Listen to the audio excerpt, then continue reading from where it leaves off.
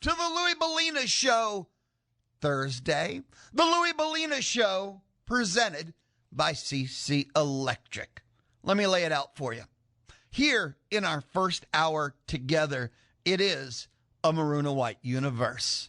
Some Aggie hoops. It did not go well in Fayetteville. Some Aggie football. Combine time. The on-field workouts, they begin today. Whole lot of Aggies going on here on day one. Trisha Frod, a listen-in. Aggie Softball begins day one at the Texas A&M Invitational tonight, 6 o'clock, against the Cougars of Houston. And there's some other miscellaneous news and notes. Got a congratulations to throw out there. Did you know that the A&M Director of Football Strength and Conditioning, his name is Tommy Moffitt, you probably knew that, but he was named the Inside the League, ITL, Power 4 Strength Coach of the Year. True story. It was announced yesterday. Congrats. Actually, it was announced this morning. So we'll talk about that and more. Here in our first hour together, it is a maroon and white world, and we're all just living in it. Let's discuss. In our lunch hour, which lunchtime, noon to 1, Monday through Friday, lunchtime is thanks to Rudy's Barbecue. Cedric Golden of the Austin American Statesman shall join me on the D4 Land Services hotline. Cedric Golden, who is the Texas Sports Writer of the Year. We talk Longhorns. We talk Aggies. We will talk NFL. I love hanging out with Cedric. At 1 o'clock, it is Rusty Burson. He too, Rusty, on the D4 Land Services hotline. And Rusty and I go maroon and white. We talk all things Aggies, plus we love us some MLB. I got a question, and I know maybe you're waiting for opening day to get into MLB. I love Major League Baseball a lot. ABS, the automatic ball strike system, is introduced for 2026, where like the batter, the catcher, pitcher can challenge the umpire's call. The early results in spring training have been borderline hysterical, because when it's challenged, we get to see the ABS call. They show where the ball was. So we're seeing whether it's confirmed or overturned where the ball is in the ABS system. Some of these umpires are missing so bad, they're being embarrassed. There was one sequence in a spring training game where the umpire had five straight calls challenged and overturned. He missed 5 straight. Some were close, where you kind of went, 0.5. Some large as day. But the ump missed 5 straight calls. Oh, my gosh. So Rusty and I, everything Aggie, some MLB too. Love me some Rusty Burson. Aggie historian and author, 1 o'clock on the D4 Land Services hotline. I'll tell you what else is going down on a Thursday. Let us register another person. Not now. I can tell you this. It's going to happen between noon and 1. It's going to happen in the lunch hour. I know when. Between noon and 1, we're going to register one more person. There'll be a finalist to win a pair of tickets to go see Creed at the Houston Livestock Show and Rodeo. That's pretty awesome stuff. It's all thanks to Grachalski Sausage Company. I think we're going to do text messaging today. Maybe. Or maybe it'll be caller 5. I don't know. Just listen in noon till 1 if you'd like to see Creed at the Houston Livestock Show and Rodeo. It's all thanks to Grachalski Sausage Company. Grachalski Sausage Company has 2 locations. One, South Main Street, Bremont. That's the OG original location. And the newer, little shinier location is South Main Street in Calvert. That's Grachalski Sausage Company. Let us begin our day. Aggie hoops, buckyball. They went to Fayetteville. They battled, but Arkansas was a little too much. Arkansas with runs of 16-0, 14-4. That was in the first half. Then Arkansas, out of the halftime, goes on another run, goes up by like 17 in the first 5 minutes. Aggies go on a 27 run of their own, cut it within 4, about halfway through the second half, and then Arkansas made 13 straight field goals, drive home safely. Game over. So A&M hung in there, and they battled, but Arkansas was just a bit too much. A&M did not create the turnovers necessary. In the game, Arkansas had 9, which is like 0.4 over that D1 kind of best, top 5 turnover ratio, and a magic number was like 11, 12 that you needed to create. So they didn't hit the mark. A&M only made 8 threes, and that's never, ever going to be good enough, I think, regardless of the opponent. A&M gave up 99 points. That's really hard standard to win by. Giving up 100, they couldn't beat Alabama. Giving up 99, they couldn't beat Arkansas. Despite what, they scored 97 against Bama and 84 against Arkansas. But the defensive woes and the defensive issues. You had Zach Clements, Fuego, 29 points in 25 minutes, despite having to play with foul trouble and ending up fouling out. But even with 29 points, he finished -5. It was rough. They fought. I love that part, and you got to respect that part.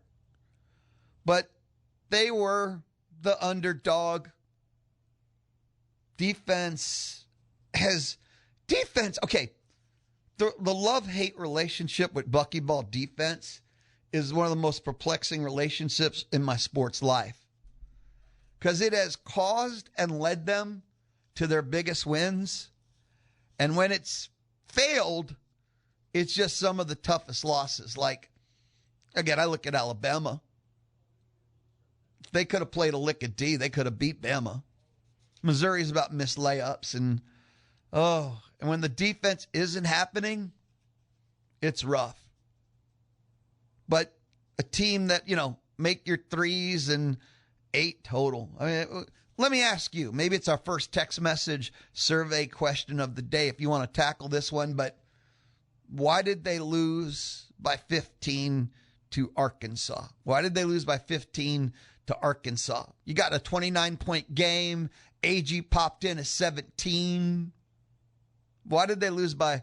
It's as simple as they didn't hit enough threes. Or is it just, well, Lou, their defense? It's always the defense. Which way you want to spin this? But I don't find myself really stressing it. They were an 8-9-point dog going into it on the road, midweek, Fayetteville, Arkansas, tough to win at, talent mismatch game. The goal was the same as Tuesday, before the game day and before the game itself. Win at least 2 out of the next 3. They're favored, even if it's slightly in the next 3. Beat Texas Saturday. Beat the hell out of TU at home. Beat LSU. Get your 2 dubs. That would put them at 11 conference wins. Sure, go ahead and beat Kentucky, too, next midweek. I'm fine with that. But beat Texas Saturday. Beat LSU. Get to 11 dubs. That'd be 21 wins to finish the year, 11 in SEC play. I believe they would be safely in the NCAA tournament. Not last 4 in, not last 4 buys. They would be in. Maybe it's the 10 seed, maybe it's the 9 seed, safely in. I know others are, let's get a win in the SEC. Sure, win 2 in the SEC tournament. In my own head, I think what would be best for the NCAA tournament is if they're safely in, don't need no help, don't try and win 4 games in 4 days for a team that's already tired, and then just use the last bit of energy you have to win 3 games in the SEC tournament, go into the NCAA tournament completely dead. But that's just too much math. That's just too many chess pieces right now. Beat Texas Saturday, beat LSU, and I think your work is done. Think. Yes, committees hate A&M. That's always been the real deal. So, again, not distraught over last night's game. It was always an uphill battle, and they just happened to lose that one. Beat Texas, beat LSU. That's been the mantra since like Sunday, since after they beat OU. Remember, with 4 games to go, take care of business week. Beat Texas, beat LSU. Nothing's changed. I guess that was 6 games left. That's kind of the formula. So maybe, really want to, or you wish it didn't look like that or this and that. Nope. The formula hasn't changed. The mission has not changed. 979-693-1150. 979-693-1150. Getting this late in the season, some of the things that, kind of still, Pop Isaacs, I thought he would be further. And Pop Isaacs, thinking back, there's guys that come off the bench. They have the hot hand, you play them more. They don't have the hot hand, and you play them less. And sometimes when Pop Isaacs has had the hot hand, he hasn't gotten the more. And other times I've seen where, okay, you can tell he's having an off night and play him less. So I've sometimes been a little questioning in Pop Isaac's usage. He's not a standard he should. I think you play him, and I think you could tell early what kind of zone he's in. And sometimes when he's been in the zone, he still hasn't had his, at least my observation, his usage altered. A couple other players, a little surprised about them, maybe developmental curve that could have helped this team. Jamie Vincent was 50-50, 34 seconds, so maybe he wasn't necessarily ready to go. Would he made a 15-point difference? No.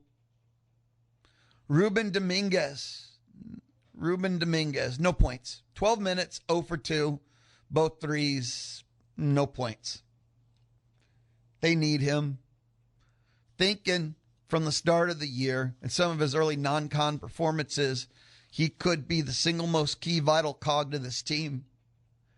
And if he was shooting up to expectation to go with the development of Clements as a scorer, this team might be able to do their 100 points every game without fail, but they'd still be giving up 100, and it would just be a race to 100.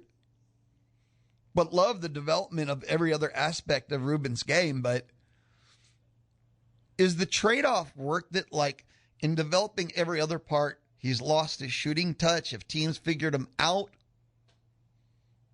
is that trade-off worth it, that every other part of his game is developed, but he lost his shot in the process? No points. 0 for 2, lost, rough one with Ruben Dominguez. If he finds himself anywhere in postseason time with the offensive development of Zach Clements, could be an interesting ride. What do you think? Man, when you have 14 players from scratch and about 10 of them are playing, there's so many ups and downs and micro movements in the team. I find it fascinating to watch. And when a team picked 13th is going to finish anywhere from, 5th to 9th, it's like an emotional roller coaster watching Buckyball, and I love kind of every second of it. Not sure about you. Let's take an early, quick timeout. When we come back, we'll stay maroon and white. The whole hour pretty much going to be maroon and white. And let's go to, Aggie football, the combine, and more. This is just beginning. The Louis Bellina Show, presented by CC Electric on the Zone. The Brazos Valley's home for champions with March Madness, the Super Bowl, and the College World Series. The Zone. 1150 AM and 93.7 FM. The Louis Bellina Show, just getting started. 12 o'clock, Cedric Golden of the Austin American Statesman. 1 o'clock, Rusty Burson, Aggie historian and author. Both will join me on the D4 Land Services hotline. And sometime in the lunch hour, one more person will advance, become a finalist to win a pair of tickets to go see Creed at the Houston Livestock Show and Rodeo, thanks to Grahalski Sausage Company. David, class of 81, said, Louis, that's me, why not beat Kentucky? ? I think we are physically outmatched in most games. Their defense can be better, but without a couple of 6'10", 7-footers, you're not stopping people in the paint. A&M's favored to beat Kentucky. A&M's favored to win their last 3 games. I think it's like 2-1-2 or 2-2-1, but all of them are one score and 2-2-2, like really close games. So A&M's favored to win. I just think that A&M is at a point now. Okay, if you've watched Kentucky basketball, Kentucky's a fascinating team. They lose the teams they shouldn't. They beat teams they shouldn't. Most Kentucky basketball games are about Kentucky. Which version shows up? When they play their A game, they could probably beat Florida. When they don't show up, they can lose to LSU. Kentucky has this wide variance of performance despite the talent they have. So, yes, they can beat Kentucky. You say, why not beat Kentucky? They can. I just think that right now, Aggie basketball exists in a state. I don't know if they're going to beat very many teams that are above average or better because the defense is struggling, the offense is struggling. Even when they're winning games, they struggle in those games. They're having trouble putting together 30, 35 plus minutes of good basketball. They're tired. They're running into walls. And so I think they're going to struggle to beat teams. So which version of Kentucky will probably determine who wins the Kentucky game? When you say why not beat, they can. They can. But when I'm looking at it, the job is to win at least 2 out of the next 3. And if they want to beat Kentucky, I'm good with that. I'm not sitting there going, no, they can't. No, don't. Beat Texas, beat LSU, bonus ball, beat Kentucky. I'm good with all that. Let me in. I vote yes. 979-693-1150. 979-693-1150. Anybody can text about anything and light up the Texas Mobile and Lube Express inbox. Texas Mobile and Lube Express, owned by Gabriel Garcia. We continue down the maroon and white universe path. Aggie football. Texas A&M Director of Football Strength and Conditioning, Tommy Moffitt, was named the Inside the League ITL Power 4 Strength Coach of the Year. The award is now in its 3rd year, and it recognizes the strength coach who is the most professional and helpful to NFL scouts and personnel across the country. ITL was founded in 2002. They publish a daily password-protected blog covering the football industry, along with multiple newsletters aimed primarily at the NFL agent and scouting communities. So he's the ITL Power 4 Strength Coach of the Year. It recognizes the strength coach who's the most professional and helpful to NFL scouts and personnel. A&M has a record 13. Do you think these things are kind of connected? Because I sure the hell do, don't you? You have a strength and conditioning coach who's being recognized as the most professional, helpful NFL scouts, NFL personnel, and Aggies have a record number of players invited to the combine. Tell me that doesn't help recruiting when you know that you're strength and conditioning coach. And aren't they the people that a player spends the most time with during the course of 12 months? And this guy that you're going to be spending the time who's investing in you and you invest with too is, simpatico with NFL scouts, personnel. He's being recognized for it, and you're putting record numbers to the combines. I think this is all interconnected. This is the picture you see at Texas A&M. I think this is outstanding. This is an incredible award. I think it's an award that kind of signals a message. Maybe I'm seeing it wrong, but that's how I kind of view it when I look at the different parts and put them all together. Speaking of NFL Combine, today begins the on-field workout. The behind-the-scenes stuff actually started Sunday when the first position group players showed up early. Today starts on-field. It's like 2 to 7 Central American, Texas, Louisville show time. 2 to 7 on-field. Defensive linemen, linebackers, and place kickers. For Texas A&M, working out today, Cassius Howell, Tyler Onyedum, Albert Regis, Scooby Williams, Torian York. On Friday, DBs, tight ends on the field. Nate Borkacher will lead the third. We call him the blanket. On Saturday, and that's a noon to 7 time slot, quarterbacks, wide receivers, running backs, and Casey Concepcion and Le'Veon Moss. Sunday, final on field, O-line day. Basantis crown over Armaj Reed Adams and Trey Zune the third. So that's the combine, Thursday through Sunday on field. Those are your Aggies each day going down there to make some money, get noticed. And again, a lot of the Aggies have been doing interviews and TexAgs Live. They're Wednesday, they're Thursday, going to be there tomorrow. You've had Olin, David Nuno. They've been giving you reports, which Aggies have interviewed with who. You've been able to listen to some of the things the Aggies have had to say. Really, really outstanding stuff.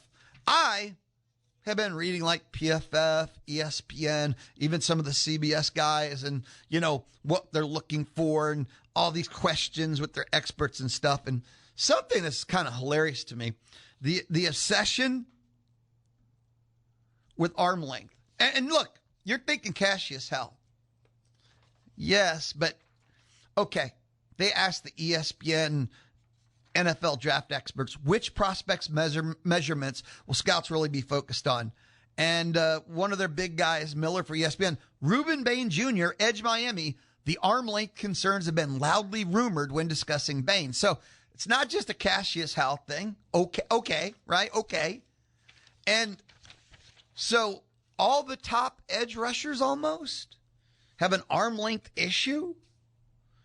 Mel Kiper is pushing, is it Zion Young or Zion from Missouri could be number one overall? And I kept going, how's he going to leapfrog some of these other guys? And I go, because his arms. Because he's going to have Sasquatch arms, I guess. And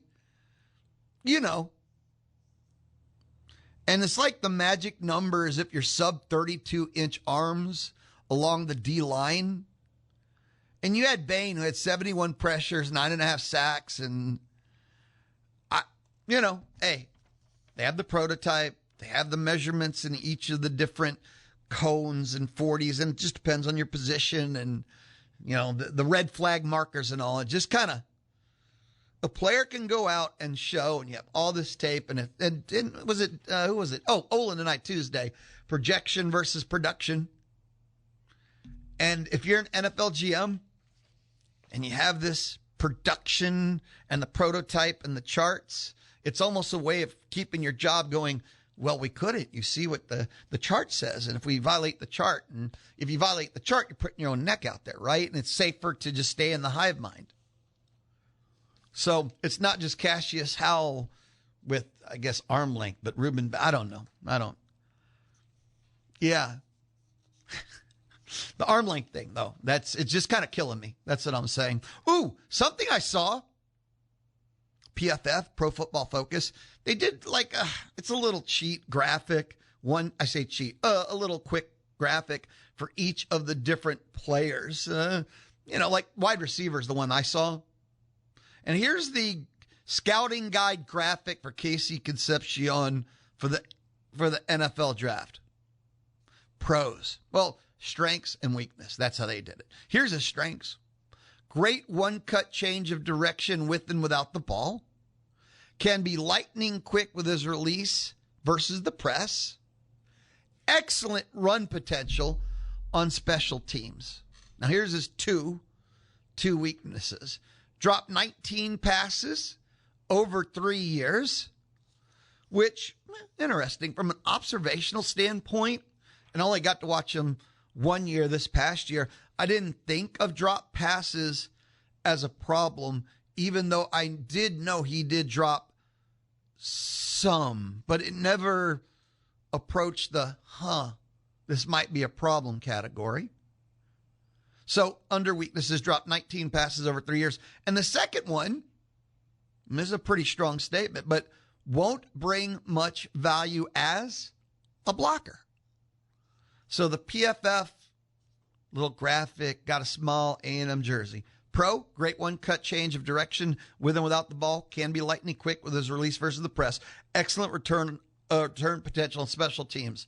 The weakness, dropped 19 passes over 3 years, won't bring much value as a blocker. And PFF has him as their number 5 wide receivers. I've seen others put him in the 6 range. So That's where he slotted in a draft that'll have 6 to 7 wide receivers in the first round. You know? Roy May texted. He's kind of with me about this whole, well, I'll read what Roy May wrote.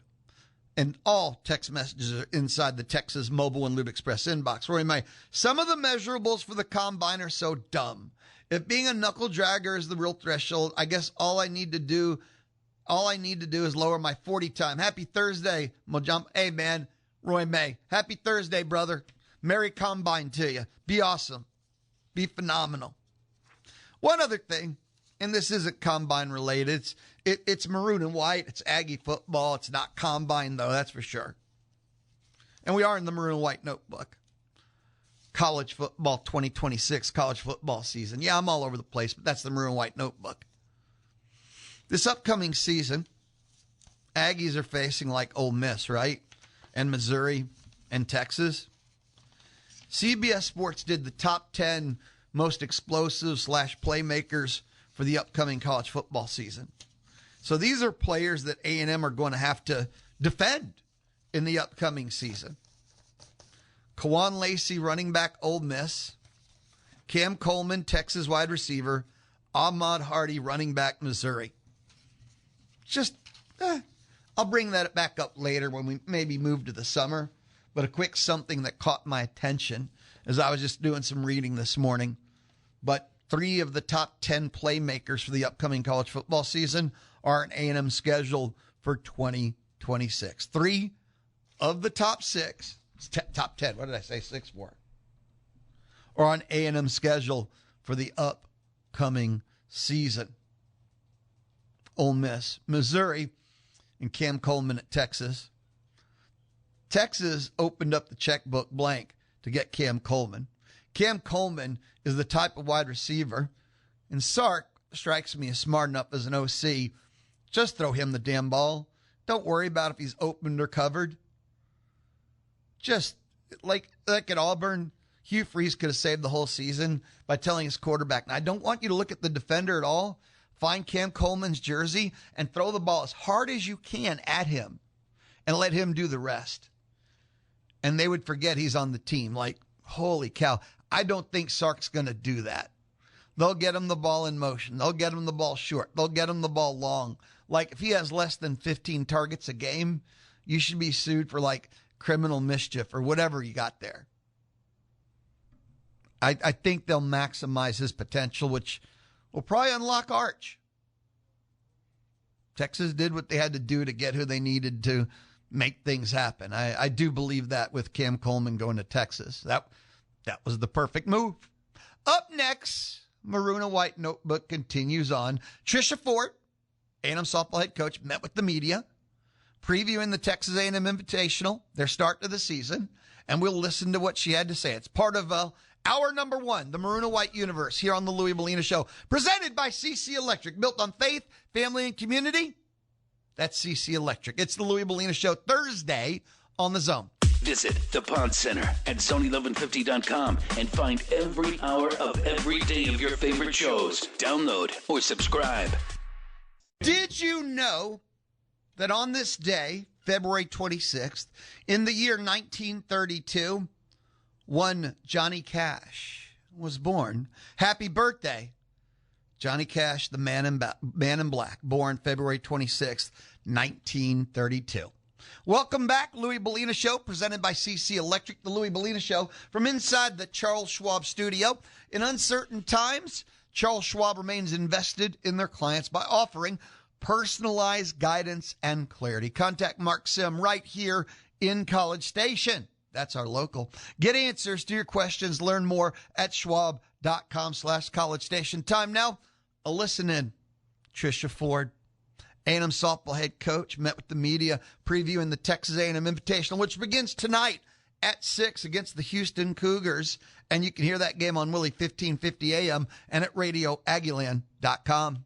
So happy to be back at Davis Diamond. Obviously this weekend we had a mixed bag of results, but I'm actually excited to get going. I think I have a good idea of what we need to work on, and like I said, I think it's time for us to get back, be able to practice a little bit and get things going. But we'll have a full slate ahead of us this weekend, starting here on Thursday against Houston, and I'm looking forward to us, getting back to playing our kind of ball. Okay, last time we did talk to you, you said that you had judged California by, did you correct some of the things from Florida? So my question would be, what were you able to possibly move forward? What didn't you move forward? And were there some new pluses or minuses? Yeah, I think there was like a lot of weird situations. We were playing on some very interesting fields, we'll say, and we made some very uncharacteristic errors, and I think things just spiraled. So I don't think we've done a good job of stopping the spiral, when things have happened. We haven't found the stop, I think there's some things that I could do differently, which obviously I will adjust accordingly. But I think, we're kind of past our really, really tough part of our season. And we talked about that last week, that at no other point of our season will we play this type of ball in such a short amount of time. So I think we're a little bit better equipped to play the college game, where we have 3 to 4 games a weekend, and I probably extended pitchers too long than they needed to. So there's some things that definitely fall on my plate that we'll get better at. But I think overall we just have to regroup.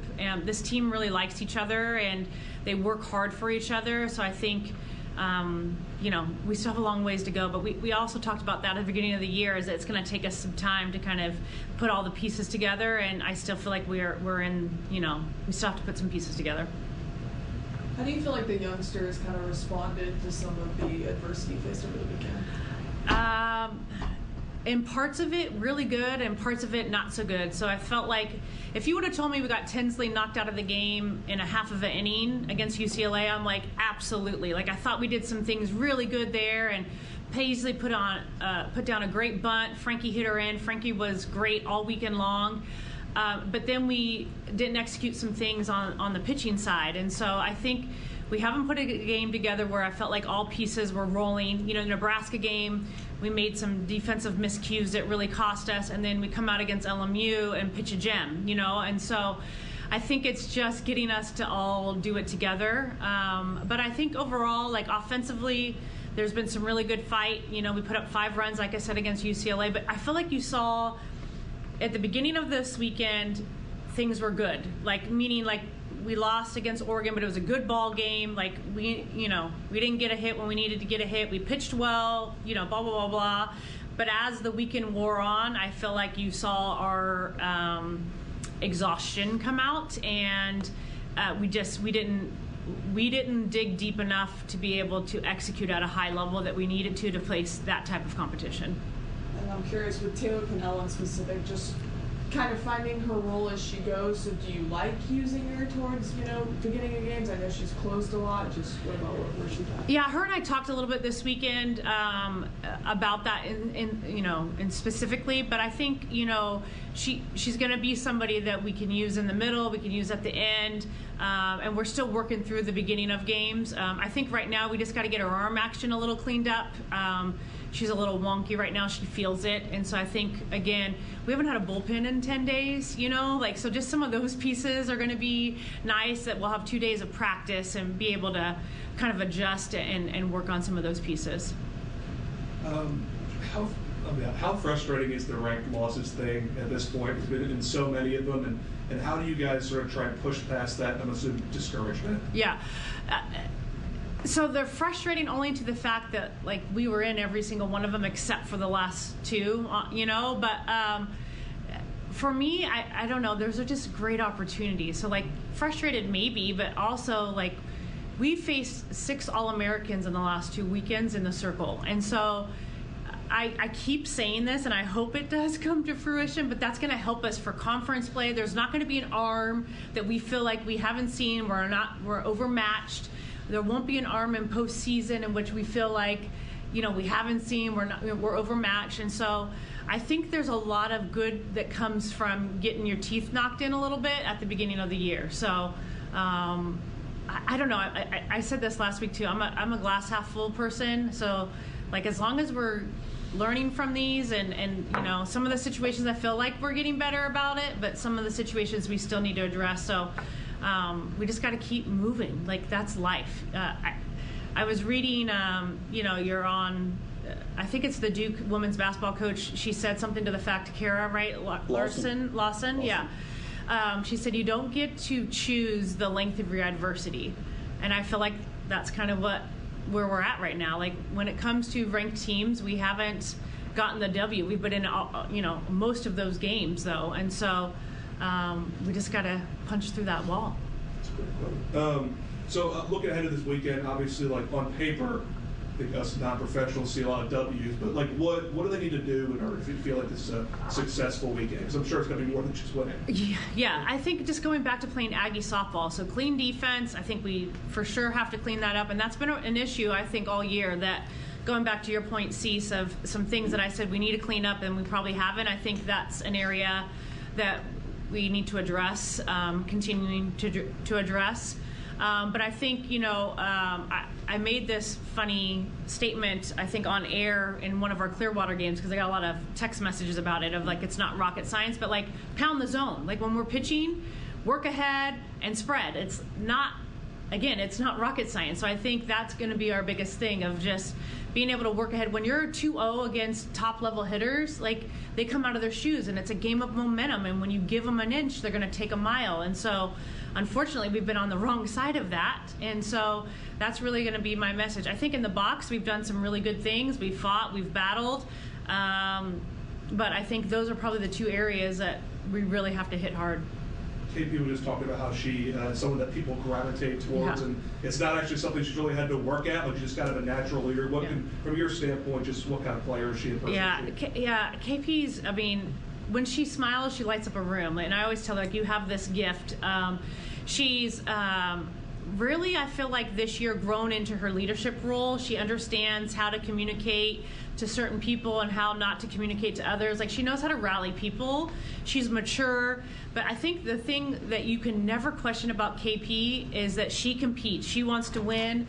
At no point in time is she not given everything she has on that field. And so I think when the lights go on, KP shines. And so I think, you know, our youngsters have to see that, and she's just been an integral part of teaching them what that looks like to compete every single day. What about, we talked before the season, how important you like the number 9 and number 1, but Frankie's had an unbelievable start. So, and then you consider what Powell's done. How about that 1-2 punch? Yeah, I always say in my system, the number 9 hitter is your silent assassin. Like, I think it's been huge. I think, you know, Frankie is just, that's kind of how Frankie is. Like, if you talk to her, she's kind of a quiet kid. And she just goes out and does her business, and really she's just trying to get herself on. She understands her role, and I think that's really important, that she knows that she's there to turn the lineup over. She's had some big hits, some RBIs this weekend, but I think she's really embraced that position. I know you're a tinker, and I think I followed your team pretty close, but I was kind of surprised when I studied stats after it was over that Lessentine has made so many more starts than Peters, but yet when you look at the innings. So my question is that the way maybe you're going forward? You might start Lessentine a little bit more, you bring Peters in, or you still got some more tinkering to do? I think I have some tinkering, but probably trending in some of that direction. Yeah, so Lessentine, she has the ability to throw a whole game with up stuff, and she has the ability to throw a whole game with her down stuff. We just haven't been able to execute that at a high rate, and so that's where I'm still kind of tinkering, of getting her to be able, you know, she's a sophomore, and just, you know, you understand this level, but not until you understand this level. And last year we had Emily Kennedy, just being honest, and I think, you know, learning how to be that pitcher, I think you start to live it and you understand what it's like, and she can handle it. I think she's just still trying to, like, maneuver her way through that.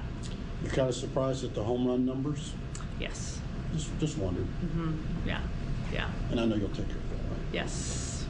You excited to play your alma mater this weekend? Yeah, I keep forgetting. Yeah, they were actually at Mary Nutter, and I was like, oh shoot, yeah. So God is a Gale, yes. But yeah, I think it'll be good to see St. Mary's here, and I appreciate them coming all the way out here. I think it means a lot to me for them to come out, and we get to show off Davis Diamond, and that's where I got my coaching career started as well. So. At like 22, I think I was an assistant coach, and yeah. Did you play when you were at Arizona State? I don't think we did. Was this your first time at Fresno State? Well, we did. We had to have. Maybe it was at Fresno. Fresno, we played. We played at St. Mary's. Yeah. This one. Yeah. I took him to my favorite sandwich shop up there. It's called Bianca's. So. Shout out to Bianca's and Moraga. Yeah. So get a free one next time. That's good. Bill still knows me. Yes, my turkey and cranberry sandwich. Yeah. That wraps up our listen in. Trisha Frod, A&M Softball head coach. Aggie Softball at home, sweet home. Davis Diamond. A single game tonight.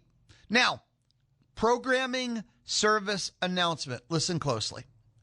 On Friday, for the first time ever, Aggie Softball is going to be on Maverick 100.9. On Friday, and it's a doubleheader, like 4:30 and 7 o'clock, I think it is. On Friday, for the first time ever, Aggie Softball will be on Maverick 100.9. And, of course, RadioAggieland.com always. Now, Aggie Softball, like tonight, Willie 1550. It's convoluted, boring, unnecessary explanation. Friday. The doubleheader. Both games will be on Willie 100.9. That's your FM dial. And online at RadioAggieland.com. So programming, service, announcement, where you can listen to your Aggie Softball this weekend. When we return, I got to wrap up our first hour together. This is the Louis Bellina Show from inside the Charles Schwab studio. This is the Louis Bellina Show on the Zone. Be in the know about the Louis Bellina Show. In the morning, you are awakened by the twitter of a little bird. Follow at Louis B1150. That's at Louis B1150. Follow us on Twitter. It is the Louis Bellina Show, presented by CC Electric. They do free estimates. They have military and veteran discounts. That is CC Electric. Down the stretch we come on our first hour together. Johnny Cash, his birthday, February 26th in the year 1932. So here in our first hour together, you may have noticed, man, that's a whole lot of Johnny Cash. Yes, it is. Sticking with the theme of music, we're going to wrap up our first hour together inside the lifestyles portion of the Louis Bellina Show. I have the list of nominees for the 2026 Rock and Roll Hall of Fame. I only found 3 people that I would put in the rock and roll category. Okay. The Black Crowes, Jeff Buckley, Mariah Carey, Phil Collins, Melissa Etheridge, Lauryn Hill, Billy Idol, In Excess, Iron Maiden, Joy Division, New Order, they're kind of together, New Edition, Oasis, Pink, Sade, Shakira, Luther Vandross, and Wu-Tang Clan are your nominees for the 2026 Rock and Roll Hall of Fame. And it's odd to criticize one of these artists because many of these artists, I have enjoyed their work, their music, what they've created. But if I were to talk about them in relation to the Rock and Roll Hall of Fame, that's a completely different conversation. Some of them, the impact they've had on the music world is pretty phenomenal. Some of them as, again, artists, creators, live performers is amazing, but Rock and Roll Hall of Fame, there are more non-rock nominees than rock nominees on this nominee list. It's a little bit baffling to me. The fact that Billy Idol's not in the Rock and Roll Hall of Fame yet, Iron Maiden's not in the Rock and Roll Hall of Fame yet, Mariah Carey, Wu-Tang Clan, and Shakira, even Phil Collins, who ruled the world at one point, is fascinating. Joy Division is one of the most influential bands you've never heard of, probably. But Rock and Roll Hall of Fame?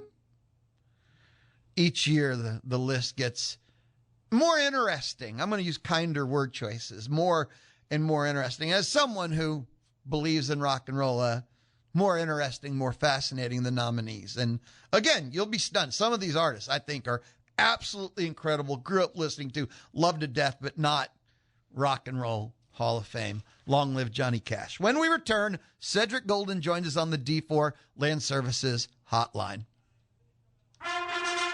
The flagship station for Aggie Athletics is The Zone. Whenever the Aggies are playing, you can hear them right here at 1150 and 93.7. Thanks to our Aggie broadcast sponsors who make it happen. Amarillo National Bank, locally owned, family strong, and here to stay. Schulte Roofing, home of the bulletproof roof guarantee. And Rudy's Barbecue, real Texas barbecue. Listen to the games on The Zone 1150 and 93.7 FM.